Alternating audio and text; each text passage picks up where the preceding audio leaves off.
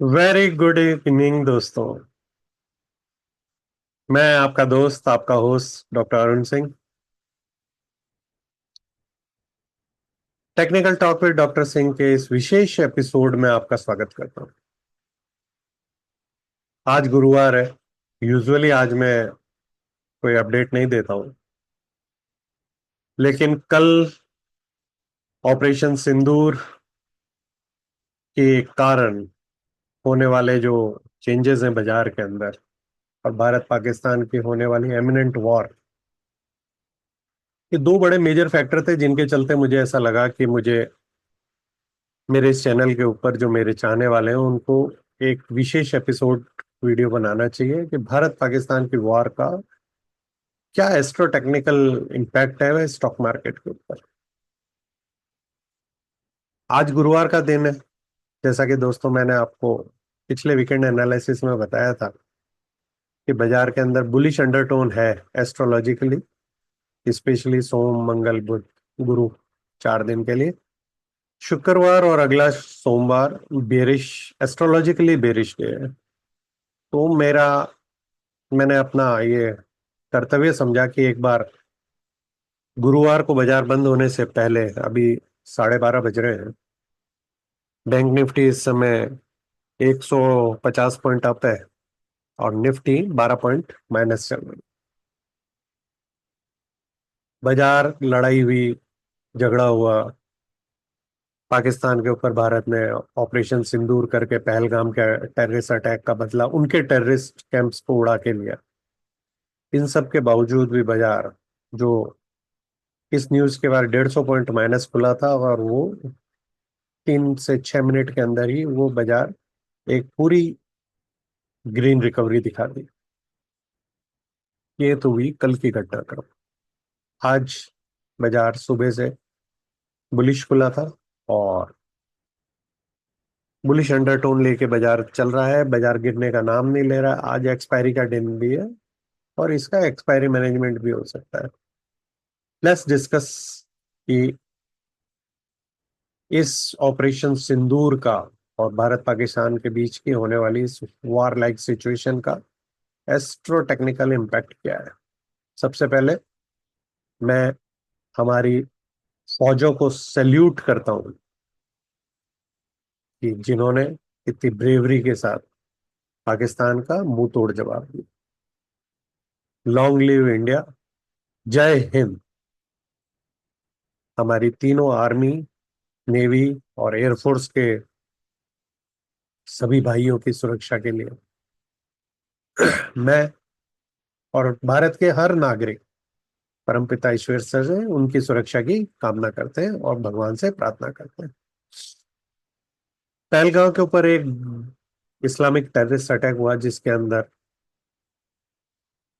26 बेगुनाह लोगों ने केवल हिंदू होने के कारण अपनी जान गंवाई।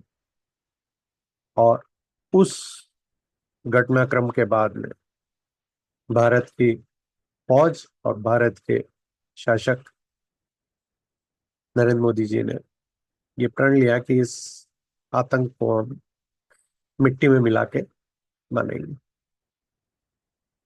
और उसके बाद में ऑपरेशन सिंदूर लॉन्च हुआ। कश्मीर से लेके लाहौर तक पाकिस्तान के टेररिस्ट ठिकानों के ऊपर भारत ने जल, थल और नभ से हमला करके उनको नेस्तनाबूद किया। ये जो घटनाक्रम हुआ ये कोई नया नहीं है। मेरे जो प्रीवियस वीडियो हैं, जो चाहे सूर्य ग्रहण पे मेरा जो एनालिसिस वीडियो था एस्ट्रोटेक्टिकल, या जो 6 प्लैनेट कंजंक्शन का जो वीडियो था जो कि मैंने 29 मार्च को बनाया था, कि जिसके अंदर मैंने कहा था कि भारत के लाभ भाव में 6 ग्रहों का जमावड़ा हो रहा है, पाकिस्तान के हानि के भाव में हो रहा है, इसलिए पाकिस्तान को डिसइंटीग्रेट करेगा और भारत अपनी जियो पॉलिटिकल बाउंड्रीज को बढ़ाएगा। वही सब हो रहा है एस्ट्रोलॉजिकली भी देखा जाए तो। और करंट में क्या है इसको अभी अपन डिस्कस करते हैं। बाजार के अंदर अगले दो दो दिन मंडे तक बेरिश अटैक की पूरी संभावना है, बाजार के क्रैश होने की संभावना है।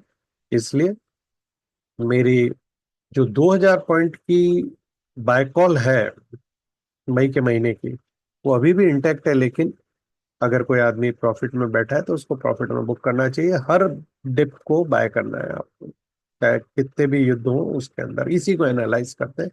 लेट्स सी, देखते हैं अपन कि बाजार क्या कह रहा है। पहलगाम के ऊपर हमला होने के बाद में भारत के प्रधानमंत्री नरेंद्र मोदी ने ये स्टेटमेंट दिया था कि मिट्टी में मिला दूंगा। 22 अप्रैल को टेररिस्ट अटैक हुआ।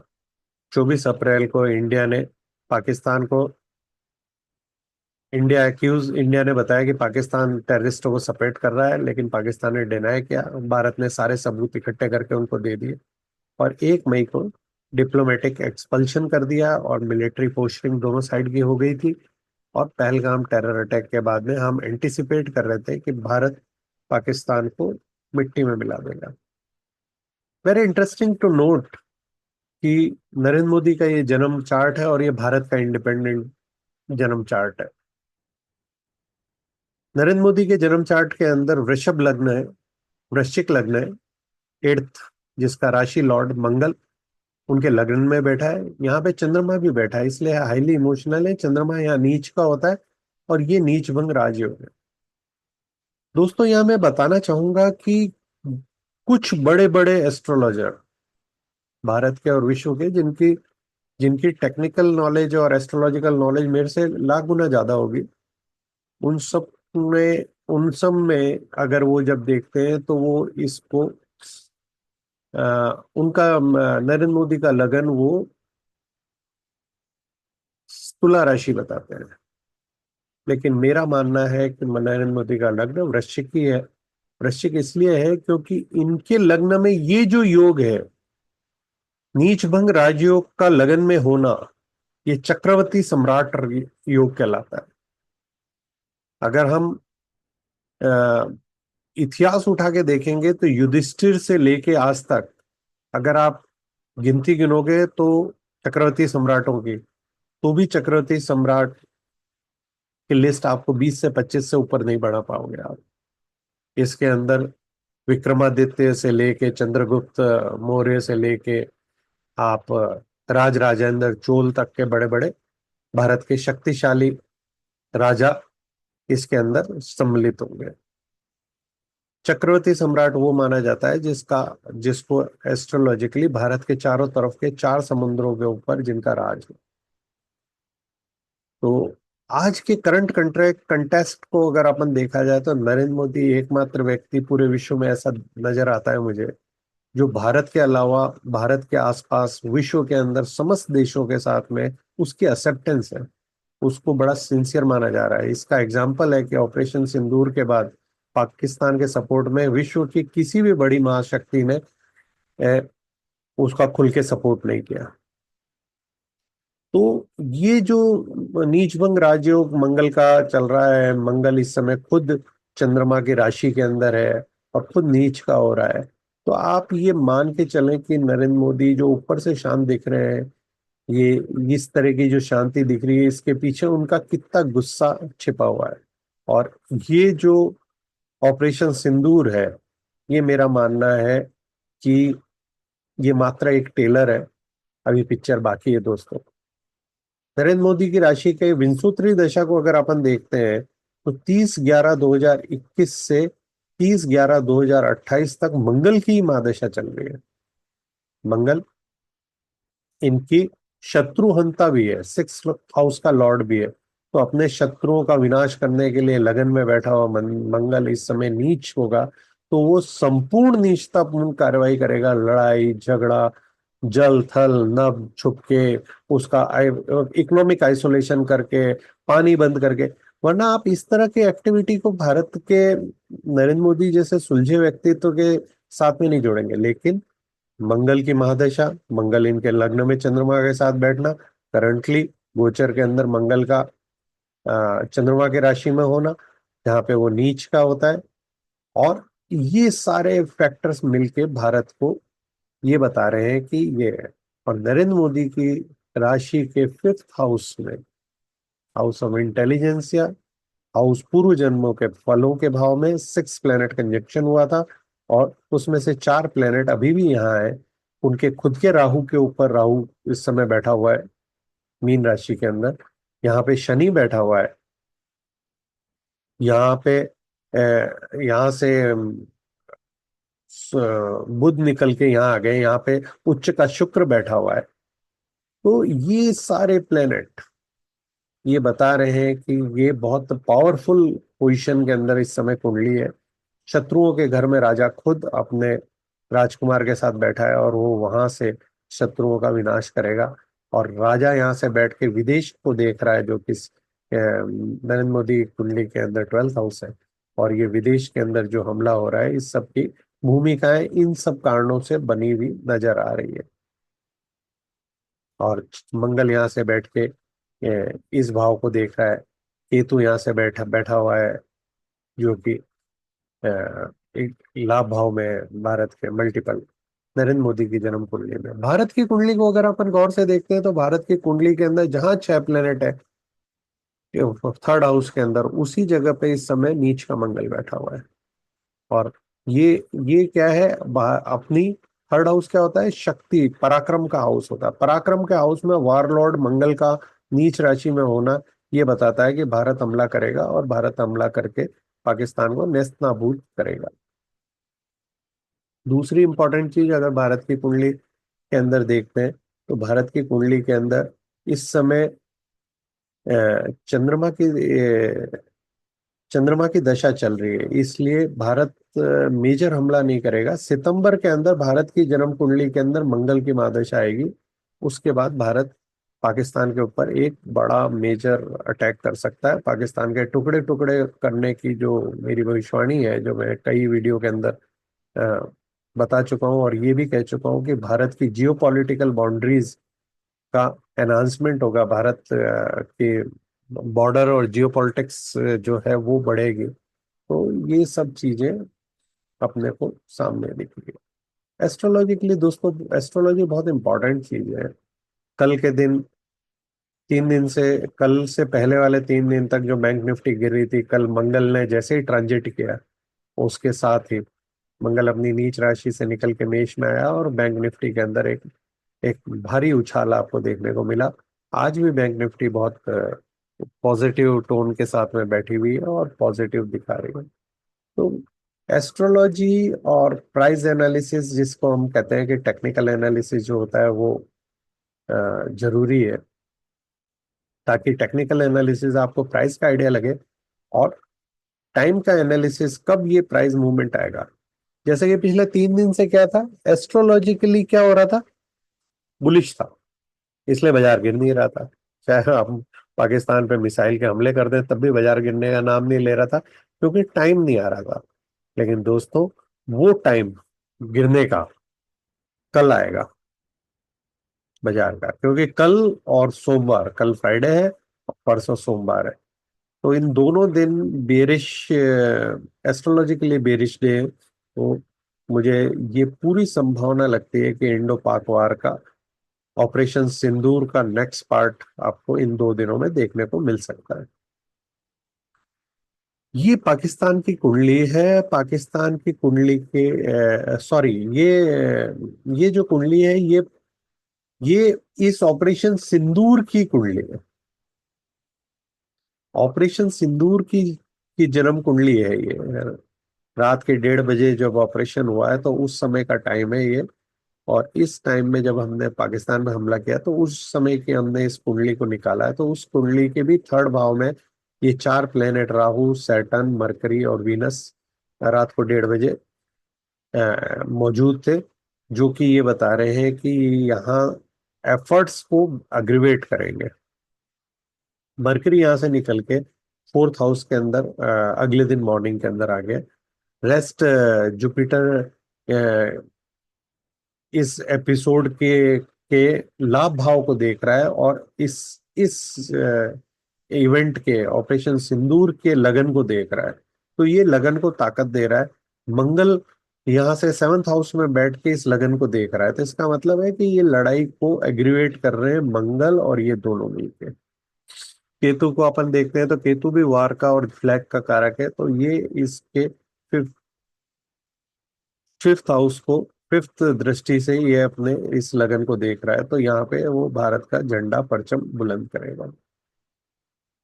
तो ये एफर्ट्स अभी लग रहा है मुझे कि एग्रीवेट होंगे। और इसी का जो D9 चार्ट है उसके अंदर, लगन के अंदर कन्या राशि आ गई है। कन्या राशि के अंदर गुरु, वीनस और चंद्रमा है, और सूरज और शनि के बीच में ये पाप कर्तरी योग में है। तो इसका मतलब इस लग्न को रिस्पाइट अभी नहीं मिलेगी। अभी अगले 2-4 दिन हमें इस एपिसोड को और देखने को मिलेगा। इंडिया ने डिप्लोमेटिक रेस्पॉन्स दिया है पूरे वर्ल्ड के अंदर, सारे लोगों को बता दिया है कि हम पाकिस्तान का के अंदर जो टेररिस्ट छुपे हुए हैं उनको हम बहुत बुरी तरह से न्यूट्रलाइज करेंगे, क्योंकि हमें हमारी रक्षा करने का अधिकार है। जिन्होंने पहलगाम में हमला किया, उन आतंकियों के इस हमले की साजिश रचने वालों को उनकी कल्पना से भी बड़ी सजा मिलेगी। तो अभी जो ऑपरेशन सिंदूर का पार्ट 1 हुआ है, तो वो तो सब सब लोग कल्पना ही कर रहे थे कि भारत इतना तो करेगा ही। तो अगर हम नरेंद्र मोदी के वर्ड्स पे ध्यान दें, तो कल्पना से बड़ी सजा अगर उनको देनी है, तो इसका मतलब है कि अभी हमें इसके अंदर और और इस वॉर के कुछ और एपिसोड्स देखने को मिलेंगे। भारत ने इंडस वाटर ट्रीटी को सस्पेंड कर दिया है। कभी हम पानी उनका रोक देते हैं, कभी हम एक साथ पानी छोड़ देते हैं, तो इस तरीके से हम वो एक वाटर वॉर कर रहे हैं। और ये वाटर वॉर आपको मैंने तब बता दी थी कि यार, पानी से रिलेटेड ही पूरे विश्व में सब कुछ होगा। और मुझे अभी भी लग रहा है कि ये एयरफोर्स और आर्मी जो कर रही है, उसके अलावा हम नेवी का एक बड़ा यूज इस वॉर के अंदर होते हुए देखेंगे। और अभी तक नेवी ने कोई बहुत बड़ा पाकिस्तान पे हमला अभी नहीं किया है, और ऐसी कोई अभी तक खबर नहीं आ रही है कि वो पाकिस्तान पे अटैक कर रहे हैं। हमने भारत में स्थित पाकिस्तान के सारे जो डिप्लोमेट्स और उनके चेले चापटे थे, और भारत में जो छुपे हुए पाकिस्तानी थे, जो कई सालों से भारत के अंदर रह के पाकिस्तान को खबरें भेज रहे थे, उन सबको 48 घंटे के अंदर निकलने का ऑर्डर थमा दिया। और उसके बाद हमने भारत से सारे चिट्ठी पत्री समेत हर तरह का संपर्क बंद कर दिया। यूएन सिक्योरिटी काउंसिल की बैठक के अंदर पाकिस्तान को एज ए टेररिस्ट कंट्री घोषित करने की बात करी है, और उसको इकोनॉमिकली बैकआउट करने के लिए एफएटीए के अंदर वापस ग्रे लिस्ट से ब्लैक लिस्ट के अंदर डालने का प्रोविजन किया। भारत ने मिलिट्री कॉम्बैट में क्या क्या, आर्मी, नेवी और एयरफोर्स को कंप्लीट फ्रीडम दी है। जीरो टॉलरेंस पॉलिसी करी है, और बॉर्डर पे सारा रीएंफोर्समेंट कर दिया गया है। हमारे जो डिफेंस सिस्टम है, उन्होंने पाकिस्तान की तरफ से आने वाले ऑपरेशन सिंदूर में जो सक्सेसफुली हमने उनके सारे टेररिस्ट अटैक्स को डिमोलिश किया, तो उसमें उनके पाकिस्तान के एयर डिफेंस सिस्टम की पोल खुल गई। दोस्तों, आपको याद होगा भारत ने एक बार कुछ साल पहले एक बिना बम की ब्रह्मोस पाकिस्तान की तरफ दागी थी, जो पाकिस्तान में 400 किलोमीटर चली गई, और पाकिस्तान के एयर डिफेंस को पता ही नहीं पड़ा। और उसी उसी तर्ज पे जो ये ऑपरेशन सिंदूर जो हुआ, उस ऑपरेशन सिंदूर में जिन 8-9 ठिकानों के ऊपर भारत ने मिसाइल और से हमला किया, उसमें से एक भी मिसाइल पाकिस्तान का एयर डिफेंस इंटरसेप्ट नहीं कर पाया। और पाकिस्तान में हर मिसाइल ने 100% एक्यूरेसी के साथ में डैमेज किया। हम इस सारे टेरर के अगेंस्ट पूरे विश्व के साथ है, पूरे विश्व यूनाइटेड है भारत के साथ में। और हमने बॉर्डर के ऊपर जो हमारी डिफेंस, एयर डिफेंस थी, उसमें उड़ती उड़ती खबरें ये आ रही है कि भारत ने अमृतसर की सीमा के पास में पाकिस्तान के 3 जहाज और कई मिसाइलों को धराशायी कर दिया।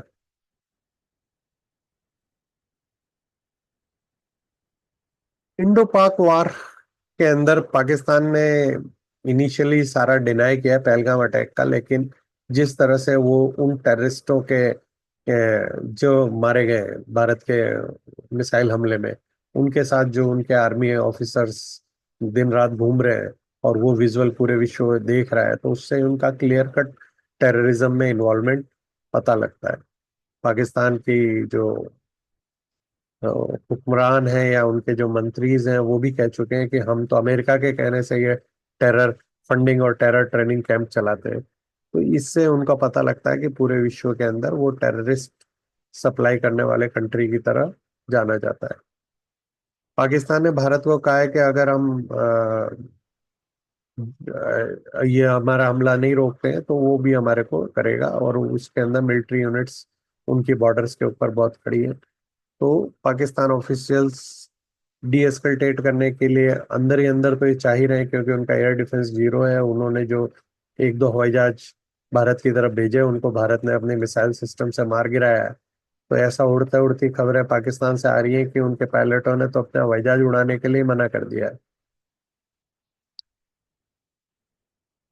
और उनका जो आर्मी चीफ है मुनीर, वो कहाँ है, किधर है, किस बिल में छुपा हुआ है, ये अभी तक पता नहीं पड़ रहा है। और उनके चेले चापटे टीवी पे आके भारत के खिलाफ बातें करते हैं। और पाकिस्तान का प्राइम मिनिस्टर हॉस्पिटलाइज हो ही चुका है। मुनीर की फैमिली और वहाँ के जितने टॉप मिलिट्री लीडर्स है, सब फैमिली पाकिस्तान छोड़ के विदेशों में भाग चुकी है। कल रात को भारत और पाकिस्तान के बीच में लाइन ऑफ कंट्रोल के ऊपर बहुत फायरिंग हुई, और उसके तहत भारत में पुंछ और तंगहार इलाके के अंदर सिविलियन कैजुअलिटीज की न्यूज आ रही है। भगवान सभी दिव्य आत्माओं को शांति प्रदान करे। पाकिस्तान द्वारा जानबूझकर एक गुरुद्वारे को निशाना बनाया है, जहाँ पे हमारे सिख कई सिख भाइयों ने शहीद हुए उस हमले के अंदर। और भारत इस तरह के कायरतापूर्ण हमलों का भरपूर बदला लेगा। इसमें कोई कोई खबर नहीं है कि हम ऐसा नहीं करेंगे। भारत ने अपना कश्मीर से लेकर गुजरात तक का एयर स्पेस सिविलियन एयरक्राफ्ट्स के लिए बंद कर रखा है। ये एक मेजर डेवलपमेंट है। पाकिस्तान ने अपने लाहौर और कराची एयरपोर्ट्स को बंद कर रखा है। लाहौर के एयरपोर्ट के ऊपर तीन चार पांच धमाकों की सूचना आ रही है। अब वो क्यों हुए हैं, कैसे हुए हैं, ये अभी तक क्लियर नहीं हो रही है। लेकिन ऐसा सुनने में आया कि पाकिस्तान के कोई नेवल ट्रेनिंग सेंटर जो कि लाहौर एयरपोर्ट पे है, मतलब कितनी ऑडेसिटी है कि नेवल नेवल ट्रेनिंग दे रहे हैं एयरपोर्ट के ऊपर, उसके अंदर भीषण धमाके सुनने में मिले हैं। पाकिस्तान के अंदर जो बलूचिस्तान में for all practical purpose Baloch liberation army का कब्जा हो चुका है। पाकिस्तान की फौजें वहां पे निकल नहीं पा रही हैं। और पाकिस्तान के ऊपर से आने वाला पूरा एयर स्पेस को विश्व की सभी एयरलाइंस ने बंद कर दिया है। जो एयर स्पेस क्लोजर है पाकिस्तान के ऊपर, उससे पाकिस्तान की को आर्थिक नुकसान तो हो ही रहा है, लेकिन ये बताता है कि भारत और पाकिस्तान के बीच में जो लड़ाई है वो अभी अगले कुछ दिनों तक चलने की पूरी संभावना है। इंडिया ने भी अपना एयर स्पेस पाकिस्तान के एयरलाइंस के लिए क्लोज कर दिया है। और बॉर्डर सिचुएशन काफी टेंस है दोनों साइड से। भारत ने कल बॉर्डर के उस पार से जो हमला करने वाली पाकिस्तान की चौकियां और बंकर्स थे, उनको आर्टिलरी फायर करके उड़ा दी। पब्लिक सेंटिमेंट्स की बात करें, क्योंकि शेयर बाजार सेंटिमेंट्स पे चलता है, चंद्रमा जो होता है वो सेंटिमेंट का कारक होता है। इंडिया के अंदर, पाकिस्तान के अंदर वाइड स्प्रेड प्रोटेस्ट है, और हमारे हुक्मरानों के ऊपर इस तरह के हमले का मुंह तोड़ जवाब देने का प्रेशर है। पाकिस्तान में भागा भागी हो रही है। पाकिस्तान के अंदर जो टेररिस्ट टाइप के लोग हैं वो तो कह रहे हैं कि हमें भारत से हमला करना चाहिए, भारत से लड़ना चाहिए। लेकिन जो भी सेंसिबल लोग वहां पे हैं वो सब कह रहे हैं कि डी एस्कलेट करो, क्योंकि हम तो भारत से लड़ नहीं सकते, भारत हमारी बुरी तरह से बैंड बजा देगा। उन्होंने इसके रेस्पॉन्स में भारत के गानों को वहाँ के एफएम रेडियो के ऊपर और इंडियन यूट्यूब चैनल्स को ब्लॉक कर दिया है। इंटरनेशनल सपोर्ट भारत की कम्युनिटी को यूके, यूएस और रशिया, इसराइल और दुनिया के समस्त देशों का सपोर्ट मिला है। पाकिस्तान को इवन इस्लामिक ऑर्गेनाइजेशंस और सऊदी अरेबिया और यूनाइटेड अरब अमीरात ने भी बहुत बुरी तरह स्कॉल्डिंग दी है, और इन्होंने ये कहा है कि तुम जल्दी से जल्दी डीएस्केलेट करो और इस तरह की लड़ाई नहीं करना। मार्को रूबियो ने पाकिस्तान को फिर वार्न किया है कि तुम इस हमले का वापस जवाब देने की कोशिश मत करो, क्योंकि इससे वॉर और ज्यादा बढ़ जाएगी। यूनाइटेड नेशंस ने भी कहा है दोनों कंट्रीज को कि डीएस्केलेट करो, मेडिटेशन करो, तब करो। बाकी रीजनल नेबर्स भी पीस टॉक्स के लिए कर रहे हैं, और समस्त ग्लोबल पावर इस समय भारत और पाकिस्तान के बीच में होने वाले इस युद्ध और एस्कल्टेशन को देख रही है। जो लोग मेरे इस चैनल को पिछले 6 महीने से देख रहे हैं, उनको अच्छे से पता है कि इन्वेस्टमेंट के हिसाब से मैंने रिसीजन प्रूफ इन्वेस्टमेंट की एक सीरीज बनाई है, जिसके अंदर उन शेयर्स और स्टॉक्स का जिक्र किया है जो किसी भी किस्म के रिसीजन के बाद भी उनके अंदर इन्वेस्टमेंट करना लाभ का सौदा होता है। उसके अंदर टॉप नॉच पिक मेरी दिवाली के जो 10 मेरे इन्वेस्टमेंट पिक्स हैं उनमें भी डिफेंस थी। और डिफेंस सेक्टर को मैं मेरे मेरे अगले 5 7 8 साल के लिए, क्योंकि नेक्स्ट 6 ईयर के लिए क्या हो रहा है, जुपिटर अतिचारी हो रहा है। ये जो जुपिटर की अतिचारी गति है, जुपिटर इस 15 तारीख को अपनी राशि बदल रहा है, वृष से लेके मिथुन में आ रहा है। लेकिन वो करंटली भी अतिचारी स्पीड में चल रहा है। जुपिटर क्या करता है, एक दिन में 5 कला की स्पीड होती है उसकी। 5 कला की जगह वो इस समय 10 कला की स्पीड पे चल रहा है, डबल स्पीड पे चल रहा है। इसलिए जब वो मिथुन राशि में आएगा तो वो मिथुन राशि को, जो 1 साल मिथुन राशि में रहना चाहिए, वो 5.5 महीने में मिथुन राशि से निकल के कर्क राशि में चला जाएगा, जो कि उसकी उच्च की राशि है। और ये जो ट्रांजिट हो रहा है अतिचारी जुपिटर, इस पे मेरा एक ऑलरेडी वीडियो इस चैनल पे अवेलेबल है, उसमें डिटेल में एनालिसिस किया है हमने इसका।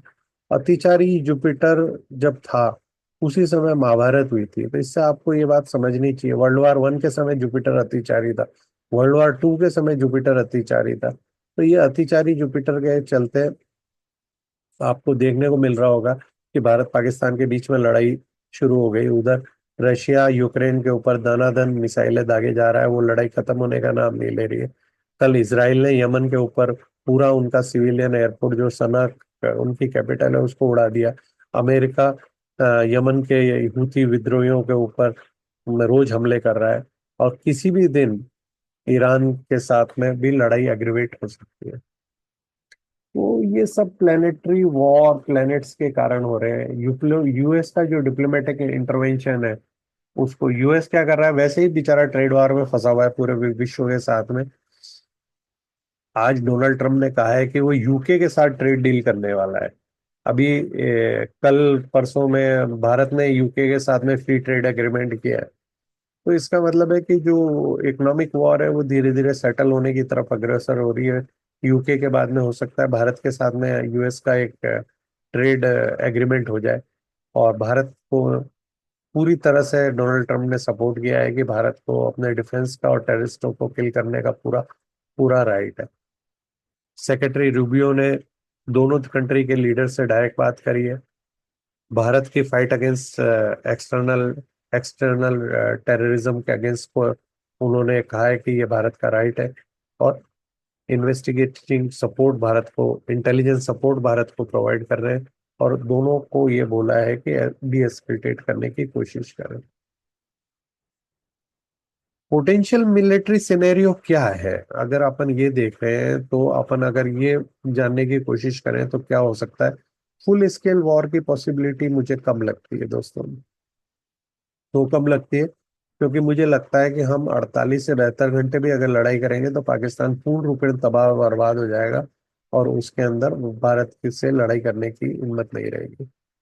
Limited air strikes against specific locations की संभावना है उससे ज्यादा है। जो कि मुझे लग रहा है कि सेकंड जो अटैक, अब अगर मान लो ऑपरेशन सिंदूर का पार्ट 2 अगर अपन देखेंगे, जिसको कुछ लोग मजाक मजाक में ऑपरेशन सुहागरात भी कह रहे हैं, और उसके अंदर हम पाकिस्तान के मिलिट्री और टेररिस्ट ठिकानों के ऊपर एयर स्ट्राइक कर सकते हैं, मिसाइल से हमले कर सकते हैं। Precise ground operation across the border, surgical strike, जो अभी हमने एयर मिसाइल्स की सहायता से प्रिसाइसली उनके जो टेररिस्ट हेडक्वार्टर्स थे उनको उड़ाया। और इंक्रीज बॉर्डर सिक्योरिटी, मतलब भारत की तरफ आने वाले हर खतरे को हम उड़ा देंगे। उसके तहत हमने अमृतसर के पास में 3 पाकिस्तानी हवाई जहाजों को नेस्तनाबूद कर दिया है। ये सब हो क्यों रहा है दोस्तों? ये इसलिए हो रहा है कि 6 प्लेनेट का मीन राशि में जो कंजंक्शन था, जिसका ये वीडियो इसी इसी के फोटो के साथ में, थंबनेल के साथ में मेरे इस चैनल के ऊपर ऑलरेडी है। उसमें मैंने डिटेल में एनालिसिस किया है कि भारत की जन्म कुंडली ये कहती है कि भारत के लाभ भाव में ये 6 प्लेनेट कंजंक्शन है, तो भारत की जियोपॉलिटिकल बाउंड्रीज को एनहांस करेगी ये। भारत के अंदर इकोनॉमिकली बूस्टअप मिलेगा, भारत की इकोनॉमी ग्रो करेगी। और पाकिस्तान के अनफॉर्चुनेटली पाकिस्तान के हानि के भाव में ये 6 प्लेनेट कंजंक्शन है, और उसको डिसइंटीग्रेट होगा, बैंकरप्ट होगा, और उसके टुकड़े टुकड़े होने की पूरी संभावना है। भारत इस बार पीओके ले सकता है, या सितंबर के अंदर भारत पीओके को अपने अंदर मिला सकता है। ये एस्ट्रोलॉजिकल प्रिडिक्शन है। एस्ट्रोलॉजिकल प्रोस्पेक्ट क्या है कन्फ्लिक्ट का? मंगल है ना, कैंसर के अंदर है, ये सबसे बड़ा रीजन है। मंगल क्या है? मंगल देवताओं का सेनापति है। देव सेनापति पानी के अंदर इमोशनलेस होता है ना, लड़ाई होगी तो इमोशन का कोई वैल्यू नहीं होती है। तो मंगल क्या कर रहा है? कैंसर के अंदर आ रहा है, के अंदर बैठा हुआ है, और ये कैंसर में दूसरी बार आया है। ये रिट्रोग्रेड होके जेमिनी में गया और अब वापस कैंसर में आया, और अब यहाँ से निकल के राजा के घर लियो के अंदर जाएगा जून के अंदर। तो ये जून तक इसी तरीके से अपने शत्रुओं का बैंड बजाने की कोशिश करेगा, और ये reactive, emotional reactive defensive military actions को सपोर्ट कर रहा है। सैटर्न क्या कर रहा है? सैटर्न पीसीज में आ गया है। शनि कहाँ आ गया? पानी के अंदर। तो अगर शनि पानी में आया है, ये न्याय का देवता है। ये कहता है कि तुमने जो बुरे कर्म किए मुझे उसको सजा देनी है। तो और सजा कहाँ से दे रहा है? ये पानी के अंदर आके दे रहा है। तो इसलिए उसने क्या किया? पानी बंद करा दिया। पाकिस्तान का वाटर बंद कराने का रीजन सैटर्न का पीसीज राशि के अंदर आना है, जो कि पानी की राशि है। ये इंडिकेट करता है challenge related to border and collective ideology. और सूरज का एरीज राशि में इस समय बैठा हुआ है। सूरज सूरज क्या है एरीज में? क्या है? एरीज किसकी राशि है? मंगल की राशि है। मंगल कैंसर के अंदर है, और सूरज एरीज में जब आया है, तो इसके कारण क्या हो रहा है? नीच भंग राजयोग हो रहा है। मंगल की नीचता को राजयोग में कन्वर्ट हो रहा है। तो इसलिए ये जो लड़ाई भारत लड़ेगा, तो इसके अंदर भारत के विजय होने की पूरी संभावना है। सूरज के एरीज में आने के कारण पाकिस्तान की कुंडली के लग्न भाव में सूरज इस समय बैठा हुआ है, तो वो सूरज क्या करता है? ओवर कॉन्फिडेंस प्रोड्यूस करता है।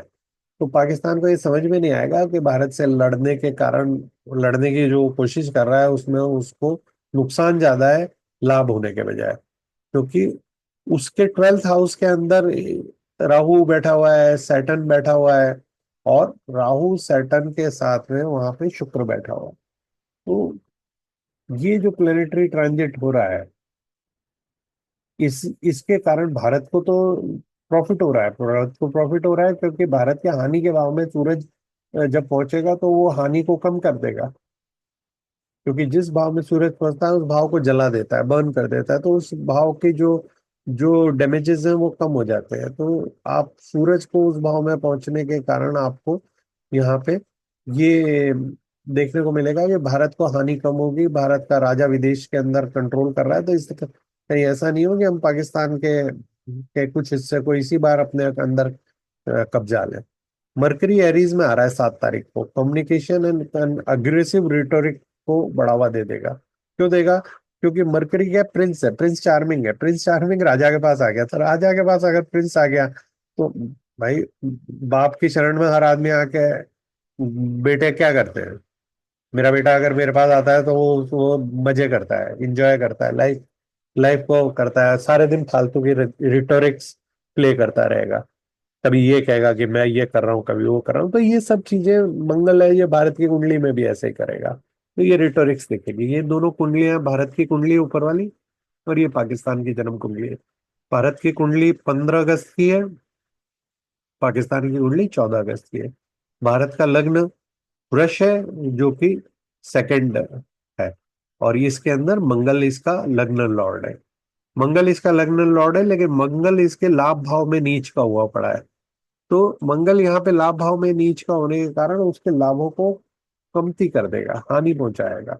और इसके जो 12th, पाकिस्तान का जो 12th भाव है मीन राशि, उसके अंदर राहु, शनि और वीनस इस समय बैठे हुए हैं। लगन के अंदर, गोचर के अंदर यहाँ पे सूरज और मरकरी आके बैठ गए हैं। तो इस तरीके से अगर अपन यहाँ पे देख रहे हैं सिंप्लेटरी कंजंक्शन को, तो और उसके 6th हाउस के अंदर केतु है।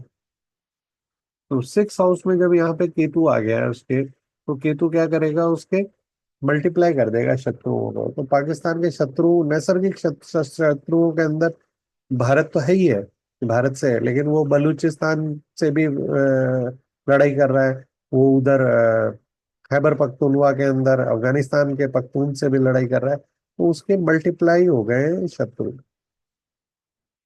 जुपिटर का अतिचारी ट्रांजिट मैंने आपको बता ही दिया, ये पूरा डिटेल एनालिसिस है, वो थंबनेल है जो मेरे इस कुछ दिनों पहले मैंने इस वीडियो को अपलोड किया था। इसके अंदर राहु केतु के ट्रांजिट का मार्केट और जियोपॉलिटिक्स पे क्या असर पड़ेगा, ये 18 तारीख को होने वाला है। इस महीने के 18 तारीख को राहु केतु अपना ट्रांजिट करेंगे। राहु कहाँ चला जाएगा, ये भी इस समय मीन राशि के अंदर है, वो वहां से निकल के अपनी को ओनर एक्वेरियस कुंभ राशि में चला जाएगा, जिसका वो को ओनर है, शनि की राशि है। और शनि के से को छोड़ के वो अपनी इस राशि में आके बहुत कंफर्टेबल फील करता है राहु यहाँ पे। राहु अगर यहाँ आके कंफर्टेबल फील करेगा, तो बाजार के लिए क्या एनालिसिस होगा, तो ये वीडियो अभी मैंने एक आध 2-4 दिन के अंदर मैं इसको अपलोड करूंगा, बनाऊंगा। और इसके अंदर भारत पाकिस्तान की जो लड़ाई है वो, और उसके बाद में शेयर बाजार के अंदर होने वाले अपमूव्स के बारे में ये इंडिकेट कर रहा है। मार्स के ट्रांजिट का इफेक्ट क्या है, मार्स कैंसर के अंदर आया था 3 अप्रैल को, उसके कारण डिबिलिटिंग साइन के अंदर है। तो मार्केट के अंदर कॉन्फिडेंस कम हुआ, वॉलेटिलिटी बढ़ जाती है, और एक्सटेंडेड इन्फ्लुएंस रहेगा, क्योंकि ये 7 जून तक यहीं पे रहेगा। तो इसलिए बाजार के अंदर हमें हमारी पोजीशंस को बहुत ध्यान से करना और एक्सपेक्टेड है। सूरज एक्सल्टेशन पोजीशंस के अंदर है, मार्केट लीडरशिप के अंदर आपको चेंजेस देखने को मिलेंगे। गोल्ड के अंदर जो अप मूव आया था, उसके पीछे इसका बहुत बड़ा योगदान था। एरीज के अंदर 14 अप्रैल को आया है, और ये 14 मई को अपनी राशि को फिर बदलने वाला है, और ये शुक्र की राशि के अंदर, वृष के अंदर चला जाएगा। Power sector, technology, energy and leadership oriented companies के अंदर आउट परफॉर्म कर रही है। काउंटर बैलेंसिंग था ये मार्स से जो वॉलेटिलिटी आई थी उसके अंदर, क्योंकि मार्स का जो नीचता थी उसको भंग करता है, नीच भंग राजयोग बनाता है। और अल्फा कंपनियां मतलब उसको एग्रीवेट करता है। उसके बाद में अगर हम देखते हैं, तो वीनस का मूवमेंट क्या कह रहा है। वीनस इस महीने की आखिरी दिन 31 मई को एरीज में चला जाएगा। तो वीनस इस समय अपनी उच्च की राशि के अंदर है, और मेष के अंदर जाने पे ये मंगल की राशि में चला जाएगा। और मई से जून तक मंगल भी नीच राशि के अंदर ही रहेगा। तो एक तरह से मंगल की राशि के अंदर पहुंचने के कारण ये मंगल और के जैसा फल देने की कोशिश करेगा। Luxury sector, banking, consumer spending और को बढ़ावा देता है। मरकरी का मूवमेंट क्या होने वाला है, मरकरी 7 मई को ट्रांजिट कर गया है, यानी कल। कल मरकरी ने ट्रांजिट किया एरीज के अंदर, तो हमने देखने को मिला हमें कि यार बैंक निफ्टी के अंदर बड़ा उछाल आया है, कम्युनिकेशन थीम वाले शेयर्स के अंदर उछाल आया है। तो हिस्टोरिकली कम्युनिकेशन सेक्टर्स और बैंकिंग और इनके अंदर बेनिफिट होता है इस ट्रांजिट से।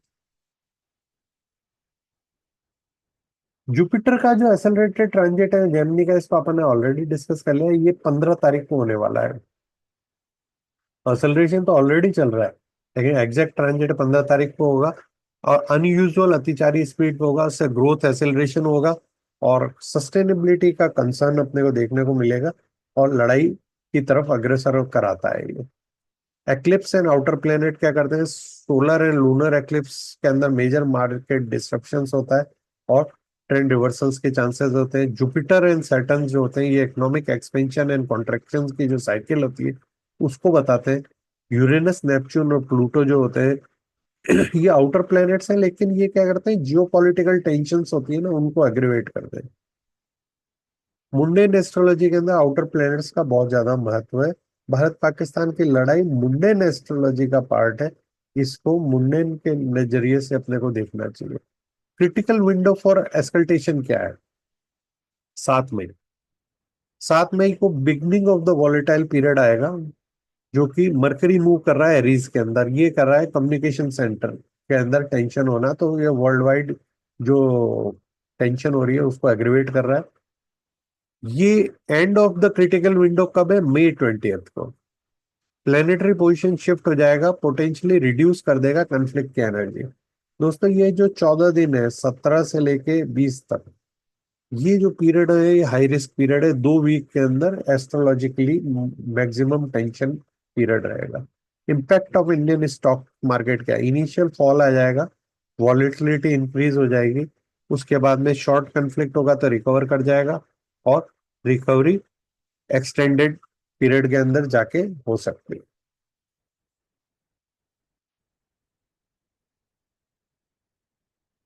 Sector likely to negative effect कौन से होंगे?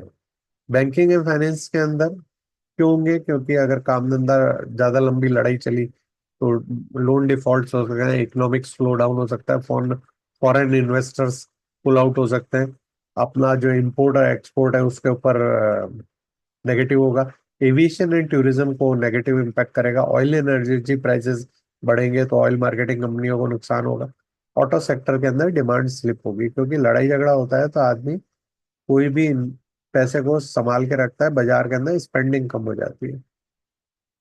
सेक्टर लाइकली टू बेनिफिट, ये मेरे जो रिसेशन प्रूफ सेक्टर्स की जो लिस्ट है उसके अंदर मैंने डिटेल एनालिसिस किया हुआ है।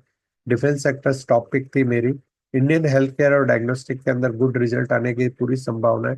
फार्मास्यूटिकल इंडस्ट्री एक राइजिंग स्टार है, क्योंकि लड़ाई झगड़ा होगा तो भी फार्मा इंडस्ट्री को बेनिफिट होगा, और अमेरिका ने जो ट्रेड वॉर हुई थी उसमें भी फार्मा इंडस्ट्री को एग्जम्प्ट किया हुआ है।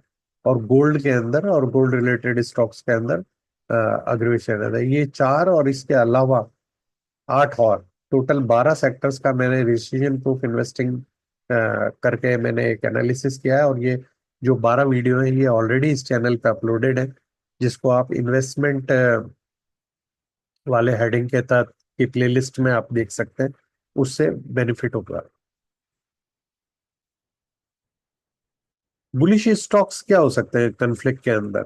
जो वो कंपनियां जो डिफेंस से रिलेटेड है, और या सरकार लड़ाई के अंदर जिनको फर्दर बड़े ऑर्डर्स मिलने की संभावना है, जैसे हिंदुस्तान एरोनॉटिक्स है, भारत है इलेक्ट्रॉनिक्स है, या और डिफेंस की जो कंपनियां हैं जिनको एंसिलरी, जो डिफेंस एंसिलरी प्रोडक्शन करती हैं, जो इन कंपनियों को सप्लाई देती है, उनको भी फायदा हो सकता है। बियरिश स्टॉक्स क्या हो सकते हैं? बैंकिंग हो सकती है, एविएशन हो सकती है, ऑयल मार्केटिंग कंपनी हो सकती है, ऑटो हो सकती है। क्यों क्यों हो सकती है? क्योंकि इनके ऊपर ये इम्पैक्ट सबसे ज्यादा बैंकिंग पे नेगेटिव आएगा, फिर उसके बाद एविएशन के ऊपर आएगा, फिर ऑयल मार्केटिंग, और एंड में ऑटो रिलेटेड कंपनियों के ऊपर आप ये वॉर का नेगेटिव इम्पैक्ट देखेंगे। हिस्टोरिक प्रेसिडेंस क्या है? लड़ाई होती है तो बाजार किस तरह से बिहेव करता है? कारगिल की वॉर में क्या हुआ? इनिशियली फॉल हुआ लेकिन रिकवर हो गया as conflict remain content. Uri की स्ट्राइक 2016 में हुई थी। ब्रीफ मोमेंटरी वॉलेटिलिटी थी, फिर क्विक स्टेबलाइजेशन था। मार्केट पैटर्न क्या था? शॉर्ट कन्फ्लिक्ट के अंदर क्विक रिकवरीज आती है, प्रोलॉन्ग टेंशंस के अंदर डीप करेक्शंस आता है। बालाकोट के अंदर भी आप देखोगे तो 2-3 हफ्ते के अंदर डीएस्कल्टेशन हो गई थी, को हमें बाजार ने रिकवरी दी थी। इन्वेस्टमेंट क्या करना, स्ट्रेटजी क्या होनी चाहिए? अब हमने पोर्टफोलियो को gold and recession proof stocks के अंदर डाइवर्सिफाई करें, वॉलेटिलिटी को मॉनिटर करें, विक्स को closely, technical chart of the VIX को क्लोजली मॉनिटर करें, और की इंडिकेटर्स जो हैं जो वॉर से रिलेटेड है, जैसे कि क्रूड के प्राइस है और आईएनआर यूएसडी का मूवमेंट है, इससे आपको ये लीडिंग इंडिकेटर हो सकते हैं कि बाजार किस डायरेक्शन में जाएगा। पाथ फॉरवर्ड क्या है? धर्म रक्षति रक्षक। जो धर्म की रक्षा करता है उसी की रक्षा होती है। और भारत की धर्म ध्वजा जो है उसको, सनातन धर्म ध्वजा को पूरे विश्व में लहराना है। ऐसा क्यों हो रहा है? क्योंकि भारत के लाभ भाव के अंदर 6 प्लेनेट कंजंक्शन था, और केतु जो कि भारत के धर्म के भाव में 5th हाउस के अंदर उस समय मौजूद था, और वो धर्म ध्वजा का काम करता है। तो धर्म ध्वजा का ऊपर, इस पे मेरा एक बहुत इंटरेस्टिंग सा वीडियो ऑलरेडी है, जिसके अंदर मैंने जो पुरी के ध्वज को एक एक चील द्वारा पूरे आसमान में लहराए जाने का जो वीडियो आया था, उस दिन मैंने उसको एनालिसिस करके बताया था। तो सनातन धर्म की इटरनल लाइट पूरे विश्व को ग्रो करेगी। डिप्लोमेटिक प्रेशर्स दोनों कंट्री के ऊपर ऑलरेडी है, और इस क्राइसिस को रिजॉल्व करने के लिए डायलॉग्स का सहारा लेने का बोला जा रहा है। लेकिन जिस तरह से विश्व की सारी बड़ी कंट्रीज भारत के पीछे खड़ी हैं, तो मुझे लगता है कि पाकिस्तान को अब की बार गहरा सबक सिखाया जाएगा।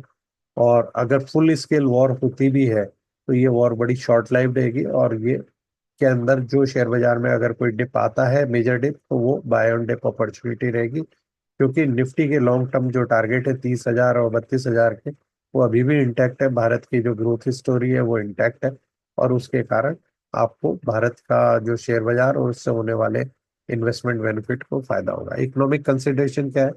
किसी भी कन्फ्लिक्ट की एक कीमत होती है जो देश को चुकानी पड़ती है। भारत के अंदर भी इसका एक इकोनॉमी के ऊपर नेगेटिव इम्पैक्ट पड़ने की संभावना है।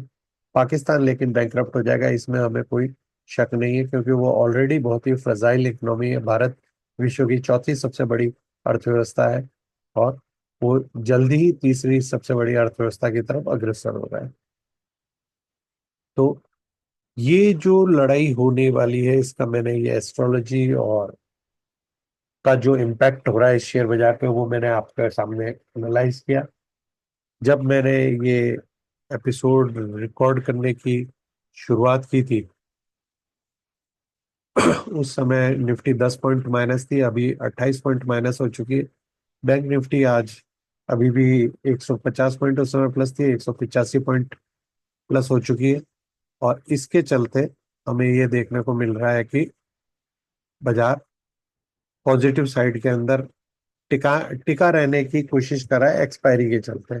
लेकिन अगले 2 दिन के जो बिरिश एस्ट्रोलॉजिकल डेज है, उसके चल आपको अपनी बाय साइड की पोजीशन से एग्जिट करना चाहिए। शॉर्ट साइड में अगर कोई बहुत अग्रेसिव ट्रेडर है, तो वो शॉर्ट साइड की पोजीशन ले भी सकता है, क्योंकि टाइम और प्राइस दोनों सिंक हो जाएंगे शुक्रवार को और शनिवार को। इसी के साथ मैं एक बार आप सभी लोगों से विदा लेता हूँ। भारत की तीनों फोर्सेस के सभी जवानों की जान की रक्षा के लिए माँ भगवती से प्रार्थना करता हूँ, और उनके लिए सम्मान प्रकट करता हूँ। जय हिंद। एक बार इस डिस्क्लेमर के साथ कि इस चैनल पे जो भी चीज हमने डिस्कस की है, वो केवल एकेडमिक इंटरेस्ट में है। मैं कोई सेबी रजिस्टर्ड टेक्निकल एनालिस्ट नहीं हूँ। आप किसी भी किस्म के निवेश करने से पहले फाइनेंशियल मार्केट के अंदर आप अपने फाइनेंशियल एडवाइजर से संपर्क करें। इसी के साथ आज के बाजार का मैं एक बार आपको टेक्निकल चार्ट बता देता हूं, क्योंकि जो आज हमने डिस्कस किया है वो ये निफ्टी का चार्ट है। इस निफ्टी के चार्ट ने इस चैनल को ब्रेक डाउन किया है। इस चैनल के ब्रेक डाउन करने के बाद में ये इसने एक गैप डाउन करके अपनी पोजीशन खोली, और उसके बाद एक स्ट्रॉन्ग बुलिश अप मूव के साथ में ये अपसाइड के अंदर कल की जो कैंडल है वो काफी strong bullish green candle marubozu type की थी। लेकिन आज जो कैंडल है वो उसके अंदर ये सेकंड कैंडल बन जाएगी, जो कि बेरिश इंटोनेशन के साथ में है। और हम उम्मीद कर रहे हैं कि अगर बाजार कल गैप डाउन खुलता है, तो ये कल वाली कैंडल का जो लो है उसको ये तोड़ के आगे तक जाएगा। नेक्स्ट सपोर्ट जो है वो 23,800 और 23,850 के आसपास आना चाहिए। ये तो हुई निफ्टी की बात। इससे ज्यादा इंटरेस्टिंग चार्ट है बैंक निफ्टी का। बैंक निफ्टी के चार्ट ने ये जो मूव था, इस मूव का टारगेट अचीव करके इसने करेक्शन दिया, और इस करेक्शन देने के बाद कल इसने एक पियर्सिंग लाइन कैंडल बनाई जो कि एक बुलिश थी, उसके चलते आज ये एक बुलिश बना रहा है। लेकिन अनफॉर्चुनेटली ये आज एक डोजी टाइप ऑफ पैटर्न बनाने की कोशिश कर रहा है। और अगर इस डोजी टाइप ऑफ पैटर्न को अगर हम ध्यान से देख रहे हैं तो ये इस ब्रेकडाउन का रीटेस्ट है। इस ब्रेकडाउन का रीटेस्ट है, तो अब इसका next anticipated move down side रहेगा। तो जिस तरह के जियोपॉलिटिकल टेंशन है, प्राइस और टाइम अगर दोनों सिंक एक साथ करेंगे तो बाजार नेगेटिव अप साइड में देता है। यही यही प्राइस और टाइम का जो कोऑर्डिनेशन है वो हम हमारे astro technical analysis and trading skill development course में सिखाते हैं। क्योंकि जो प्राइस का मूवमेंट है वो बिना टेक्निकल एनालिसिस के आप बता नहीं सकते हो, और बाजार कब मूव करेगा, ये जो टाइम है, ये ये एस्ट्रोलॉजी या टाइम साइकिल की सहायता से ही बताया जा सकता है। ये कोर्स का जो मई वाला जो बैच है वो मोस्ट प्रोबेबली 15 मई को शुरू होने वाला है। अगर किसी को इस कोर्स की और डिटेल चाहिए या मुझसे ये कोर्स सीखना चाहता है तो वो मेरे मोबाइल नंबर 9829050188 पे संपर्क करें। लिमिटेड सीट्स है, जल्दी से जल्दी आप इसके अंदर अपनी एनरोलमेंट करके अपना अपना स्थान सुरक्षित करें। धन्यवाद। माँ भवानी हम सभी का, नागरिकों का, सैनिकों का और हमारे भारतवर्ष के समस्त हितों का की रक्षा करें। माँ बगलामुखी सब पे कृपा बनाए रखें। जय माँ पार्वती, जय माँ बगलामुखी।